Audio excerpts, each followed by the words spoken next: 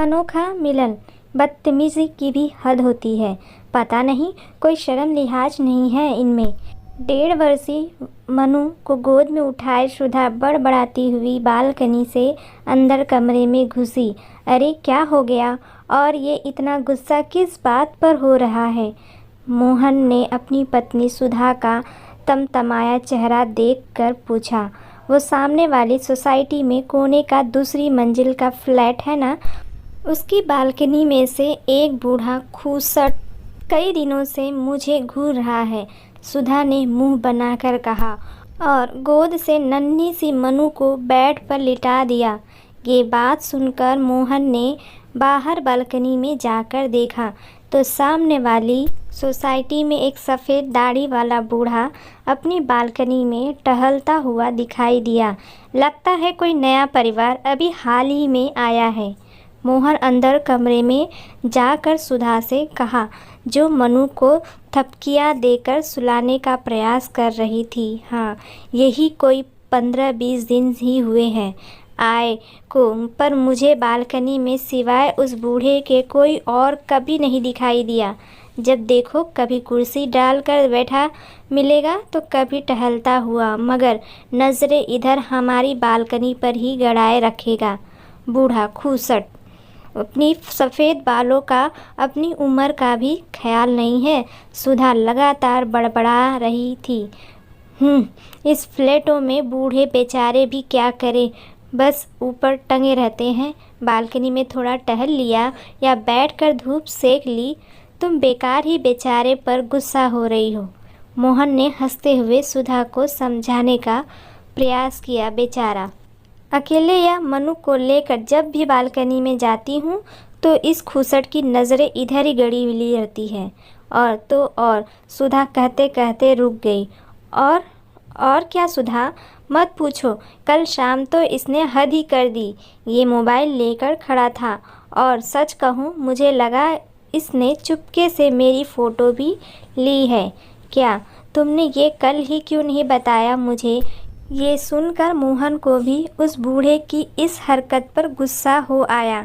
ठहरो, अभी जाता हूँ और लेता हूँ उस ठरकी की क्लास। रुकिए, मैं भी चलती हूँ। उस बूढ़े की ऐसी अक्ल ठिकाने लगाऊंगी, याद रखेगा, और यहाँ वहाँ झांकना ताकना हमेशा को भूल जाएगा।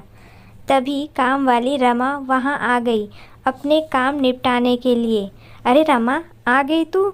जरा मनु का ख्याल रखना, हम अभी आते हैं, कहकर दोनों तेजी से नीचे उतरे और भन्नाए हुए से उस सोसाइटी में रहने वाले बूढ़े के फ्लैट की सीढ़ियां चढ़ गए। बेल बजाने पर दरवाज़ा बूढ़े ने ही खोला। उन्हें देख बूढ़े के चेहरे पर मुस्कान तैर गई। अरे आप, आइए आइए, अंदर आ जाइए। कमरे में नाम मात्र उजाला था। दीवार से लगे एक दीवार पर कोई लेटा था।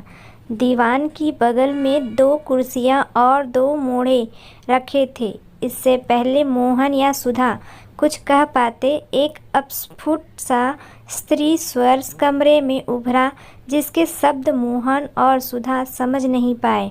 बूढ़े ने कमरे की लाइट जला दी तो कमरे की हर चीज़ साफ साफ दिखाई देने लगी।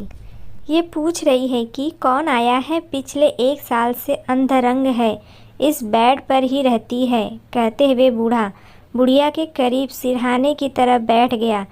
तब तक मोहन और सुधा भी कुर्सियों पर बैठ चुके थे। अरे लाजो परी, मम्मी पापा आए हैं। बुढ़िया ने लेटे लेटे गर्दन घुमाकर उन दोनों की तरफ देखा। अच्छा, कहाँ, जिससे बूढ़ा ही समझ पाया। बुढ़िया ने फिर कुछ पूछा। शब्दों की जगह मुंह से जैसे फूंक सी निकल रही थी। ये पूछ रही है परी को साथ नहीं लाए। सुधा और मोहन ने एक दूसरे की ओर देखा पर बोल नहीं। कल मैंने आपकी बेटी की फ़ोटो मोबाइल पर इसे दिखाई तो बहुत खुश हुई। बोली, ये तो बिल्कुल अपनी परी जैसी है। बूढ़े ने भीगी हुई पलकों को साफ करते हुए कहा और फिर बूढ़े ने बगल वाली दीवार की ओर इशारा करते हुए कहा, ये है हमारी परी। दीवार पर एक जोड़ा 2-2.5 साल की बच्ची को उठाए मुस्कुरा रहा था। ये आपके बहू बेटा और पोती? सुधा के मुंह से बमुश्किल से ये शब्द निकला। हाँ हाँ, बिल्कुल ठीक पहचाना बिटिया तुमने, बूढ़े ने चहक कर कहा।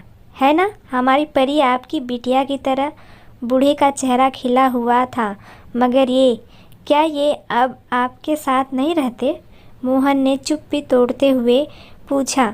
इस पर बूढ़े का खिला हुआ चेहरा एकदम से मुरझा गया।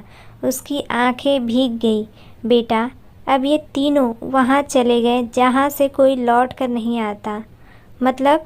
सुधा और मोहन एक साथ बोले। बेटा, गांव से शहर आए थे, सब कुछ बेचकर बेटे बहू और पोती के साथ आखिरी दिन बिताने के लिए, मगर ईश्वर को ना जाने क्या मंजूर है।